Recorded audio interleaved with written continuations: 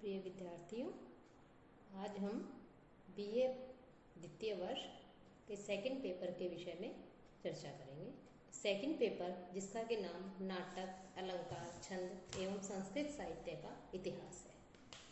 इसके पाठ्यक्रम में सबसे पहले आपका आता है अभिज्ञान शाकुंतलम, जो कि कालिदास रचित है। ये आपके कोर्स में है। साथ ही इस अभिज्ञान शाकुंतलम के आधार पर कुछ छंद दिए गए हैं। उन छंदों का आपको अध्ययन करना है, उनके लक्षण एवं उदाहरण बताने हैं। साथ ही काव्य दीपिका की जो अष्टम शिखा है उसके आधार पर आपको कुछ अलंकार दिए गए हैं पाठ्यक्रम में, उनके लक्षण एवं उदाहरण बताने हैं। संस्कृत साहित्य का इतिहास भी आपके कोर्स में है, जिनमें वीर काव्य है एक तो, जिसमें रामायण और महाभारत है, महाकाव्य एवं काव्य है, गीति काव्य, गद्य काव्य, नाट्य साहित्य और आधुनिक संस्कृत साहित्य, ये भी जो है आपके कोर्स में है। साथ ही साथ आपके हिंदी से संस्कृत में अनुवाद भी आपके द्वितीय प्रश्न पत्र में है। तो सबसे पहले हम द्वितीय प्रश्न पत्र में जो अभिज्ञान शाकुंतलम नाटक है महाकवि कालिदास रचित, उसके विषय में चर्चा करेंगे। तो अभिज्ञान शाकुंतलम के विषय में चर्चा करने से पहले हम जो है महाकवि कालिदास के विषय में जानना चाहते हैं। महाकवि कालिदास जो है वो विश्व के प्रसिद्ध जो कवि हुए हैं उनमें अपना सर्वोच्च स्थान रखते हैं। भगवती सरस्वती के वरद पुत्र, कवि कुल चूड़ामणि एवं सर्वतोमुखी प्रतिभा के धनी, भारतीय संस्कृति के अनन्य उपासक महाकवि कालिदास का नाम संस्कृत साहित्य के इतिहास में विश्रुत है। इन्होंने महाकाव्य, गीति काव्य तथा नाट्य रचना सभी में अपनी प्रखर प्रतिभा का परिचय दिया है। भारतीय विवेचकों की तो ये विचारधारा है कि कोई भी व्यक्ति अपने जीवन वृत्तांत से अजर अमर नहीं होता, अपितु अपने कार्यों, कर्मों अथवा कृतियों से ही अजर अमर होता है और लोक में जिसकी कीर्ति होती है उसे ही जीवित माना जाता है। कीर्ति ही अस्य ये जीवति। कालिदास के विषय में कहा जाए तो कालिदास वस्तुतः ऐसे ही यशस्वी कृतिकार हैं जिनकी कीर्ति एक सफल महाकाव्यकार के रूप में, एक सफल खंड काव्यकार या गीति काव्यकार के रूप में तथा नाटककार के रूप में विख्यात है। संस्कृत साहित्य के समूचे इतिहास में सामान्यतया एक कृतिकार एक ही विधा में सफल प्रमाणित हुए हैं, जिनमें हम अश्वघोष से लेकर के भारवी, माघ, कुमारदास, श्रीहर्ष, विल्लण आदि अनेक सफल महाकाव्यों को ले सकते हैं। नाटककारों में भी भट्ट नारायण, भवभूति, शूद्रक, विशाखा दत्त आदि प्रसिद्ध हैं, जो सफल नाटककार के रूप में जाने जाते हैं। लेकिन महाकवि कालिदास जो हैं वो ही एक ऐसे कवि हैं जो सफल महाकाव्यकार के साथ साथ नाटककार भी हैं। संस्कृत साहित्य के इतिहास में इसीलिए यह पद्य अत्यधिक प्रसिद्ध है कि पुरा कवि नाम गणना प्रसंगे कनिष्ठिका अधिष्ठित कालिदास है, अद्यापि तत्तुल्य कवि अभावात अनामिका सार्थवती बभूव। तो कालिदास जो है वो संस्कृत साहित्य के कवियों में सबसे अधिक अपना शीर्ष स्थान रखते हैं, उन्हें महत्वपूर्ण स्थान प्राप्त है। देववाणी संस्कृत के अमर महाकवि हैं कालिदास।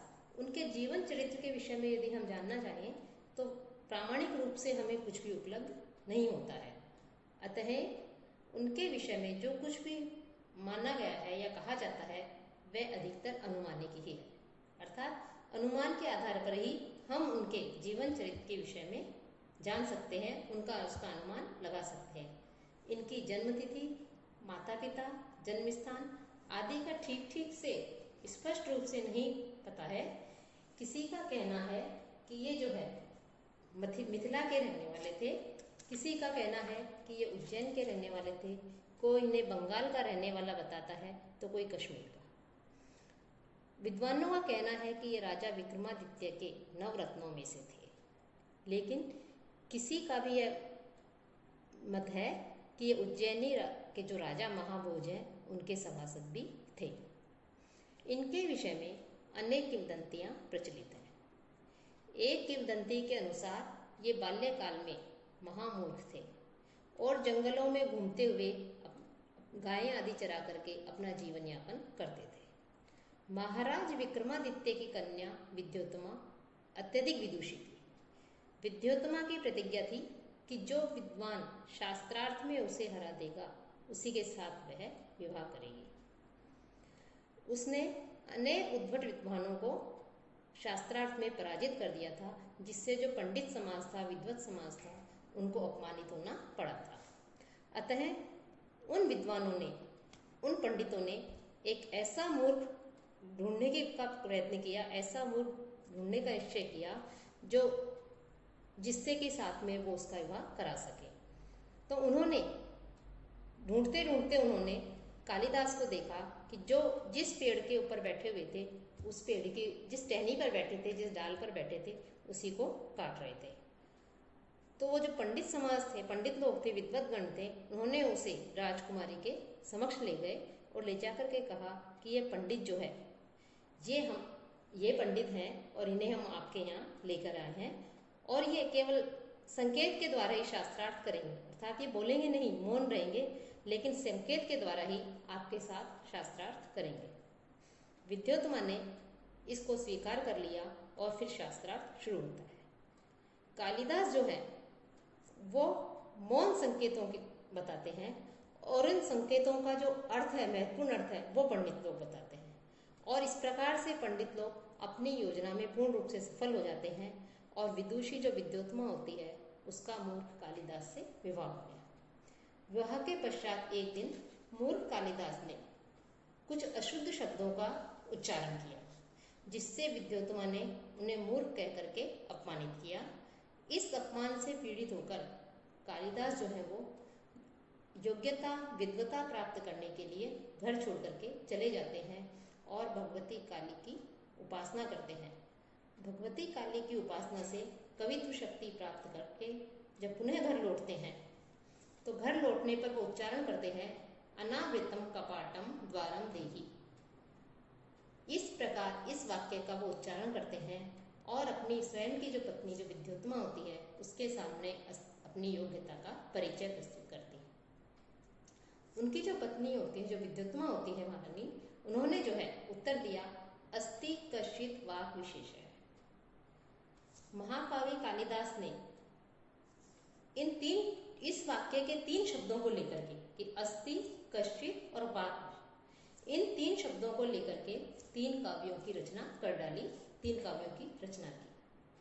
अस्ति शब्द से कुमार संभव की कालिदास ने रचना की, जिसका प्रारंभ अस्ति उत्तरस्याम दिशि इत्यादि श्लोक से होता है। कश्चित से मेघदूत की रचना की और वाक् शब्द से रघुवंश की रचना की। कालिदास जो है उनके ग्रंथों से ये भी ज्ञात होता है कि वे जन्म से ब्राह्मण और शिव भक्त थे।